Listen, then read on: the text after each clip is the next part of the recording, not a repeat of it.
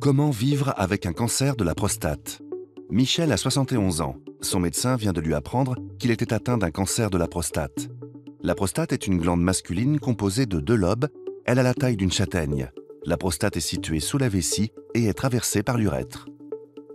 En 2018, 50 400 nouveaux cas de cancer de la prostate ont été estimés en France. C'est le cancer masculin le plus fréquent. Les facteurs de risque du cancer de la prostate sont nombreux. L'âge est le principal facteur de risque. Les antécédents familiaux, l'exposition à des agents environnementaux ou encore l'origine ethnique sont d'autres facteurs de risque connus. Avant son diagnostic, Michel a ressenti quelques-uns des nombreux symptômes possibles du cancer de la prostate. Ils sont souvent dus à une action mécanique. La prostate augmente de volume et compresse l'urètre. Après lui avoir prescrit des analyses de sang, le médecin généraliste de Michel lui a diagnostiqué un cancer de la prostate. Il l'a ensuite orienté vers un urologue qui lui a prescrit des examens complémentaires pour déterminer le stade de son cancer.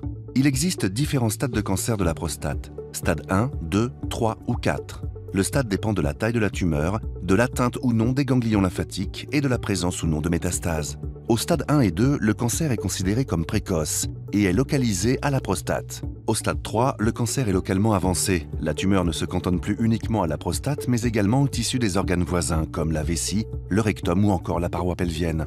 Au stade 4, le cancer de la prostate est considéré comme métastatique, c'est-à-dire qu'il a atteint un ou plusieurs ganglions lymphatiques et ou d'autres organes à distance, comme le foie, les os ou les poumons. Lors du diagnostic, Michel a ressenti de nombreuses émotions, peur, anxiété, isolement, déni, colère. Il s'est posé beaucoup de questions sur l'annonce à ses proches, la gestion financière, s'il allait pouvoir continuer son sport favori, etc. Michel a été diagnostiqué d'un cancer de la prostate stade 2. Il discute des traitements possibles avec son urologue. Le choix du traitement est personnel. Il doit être adapté à chaque patient. En fonction du stade du cancer de la prostate, Michel peut être amené à consulter un oncologue qui pourrait lui prescrire également une recherche d'anomalies moléculaires. Pour discuter de ses angoisses, Michel peut également consulter un psychologue, une association de patients ou encore un assistant social. Les traitements du cancer de la prostate dépendent notamment de son stade. L'urologue de Michel lui proposera l'un des traitements associés à un cancer localisé.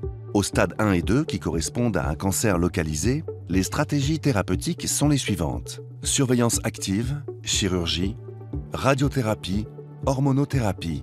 Au stade 3, qui correspond à un cancer localement avancé, la radiothérapie avec ou sans curage ganglionnaire associé à une hormonothérapie est le traitement de référence. Enfin, au stade 4, c'est-à-dire au stade métastatique, l'hormonothérapie est le traitement le plus utilisé. Elle est parfois associée à une chimiothérapie. Pendant son traitement, Michel a parfois souffert d'effets indésirables. Il a ressenti des douleurs et était fatigué. Ce sont des effets indésirables fréquents en cas de cancer de la prostate. D'autres troubles peuvent également être consécutifs à la maladie et au traitement. Troubles sexuels, troubles urinaires, difficultés sociales, troubles du sommeil. Michel peut en discuter avec son équipe soignante qui saura le conseiller pour bien gérer ces effets indésirables et, si besoin, adapter son traitement ou proposer des soins de support adaptés. Grâce au soutien indéfectible de sa famille, Michel s'est toujours senti entouré. Elle a constitué un véritable soutien moral et psychologique. C'est un véritable atout pour les patients. Enfin, l'écoute et la prise en charge de son équipe soignante lui ont permis de mieux faire face aux symptômes et effets indésirables comme la douleur quotidienne.